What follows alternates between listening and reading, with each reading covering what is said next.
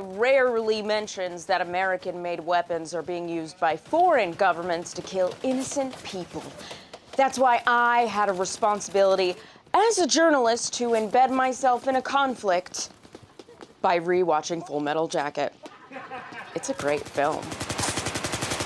Now I'm prepared to read this report on weapons manufacturers by Code Pink, a women-led anti-war grassroots organization which has been keeping Capitol Hill security busy. The biggest names in death are Raytheon, Northrop Grumman, Boeing, General Dynamics, and Lockheed Martin, each with their own brand of making people disappear. These merchants of death profit off the war crimes perpetrated by repressive regimes such as Israel, Egypt, and Saudi Arabia. Saudi Arabia, as the most repressive, they recently declared online satire a punishable offense. And as an online satirist, I have a message for Saudi Arabia. Please don't hurt me. These 5 grave makers made a collective $35 billion in 2017 in international sales, but not without the help of the US government facilitating those sales, of course. My, they've come a long way from the local neighborhood hitman startup. In an unusual report, CNN covered the American connection to a Saudi attack on a school bus where nearly 40 children were killed. Munitions experts tell CNN this was a US-made Mark Mk-82 bomb, weighing in at 500 pounds. The first 5 digits there are the cage number, the commercial and government entity number. This number here denotes Lockheed Martin, one of the top US defense contractors. They said they will be launching a Saudi-led investigation for the most obvious war crime ever committed. And I'm sure they'll produce an unbiased report titled, continued on next page. Weapons sales went up under Trump, but it's not that easy just to blame him, even though he made this poster board bragging about his sales. You know it's total war when glue sticks are involved. In 1961, Eisenhower warned against a military-industrial complex, and spoiler alert, it's worse than he predicted. The Bush administration used the first Gulf War in 1991 as a showcase for the destructive power of US weapons.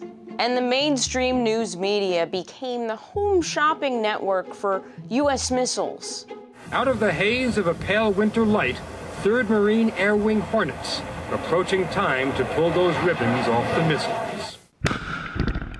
Call now and get your hole in the ground. 1-800-555-BOOM. Then, in 2001, under Bush II, the 17-year war on terror began, and weapons sales increased, as they did under Obama. CEO Lester Crown and his Chicago family played a critical role as career-long patrons and fundraisers for Obama's rise to power. And General Dynamics was handsomely rewarded with Obama-brokered contracts with Israel. Then General Dynamics Mk-84 bombs appeared in Israel's 50-day siege of Gaza in 2014, which left 2,000 Palestinians killed. Raytheon's laser-guided Paveway bombs also appeared, as did GBU-28 bombs, Boeing small-diameter bombs, Lockheed Martin F-16 warplanes, and Boeing's Apache helicopters equipped with Northrop Grumman longbow missiles. While Israel's opponents, Hamas, proudly showed off a tank that turned out to be just a car. Ready? Attack! Oh, wait. Wait! I said wait! General Dynamics Abrams tanks appeared in Tahrir Square as the Egyptian military carried out the deadliest massacre of peaceful protesters anywhere since China's massacre in Tiananmen Square in 1989. And it's not just US companies making international sales. The taxpayer, too, has spent money on war crimes. We can actually track your individual donation. A Hellfire missile hit an ambulance packed with women and children in Lebanon in 1996. That missile was part of a shipload covertly dropped off as a thank you gift to Israel. Lockheed Martin, do you accept returns? These bomb shards had no warning that said they would kill children.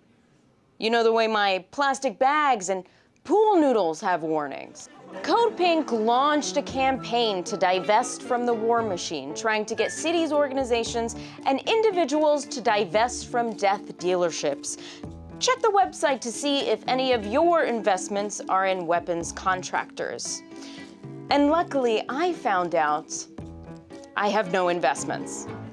Reporting from my office in Washington, D.C., this is Naomi Caravani, redacted tonight.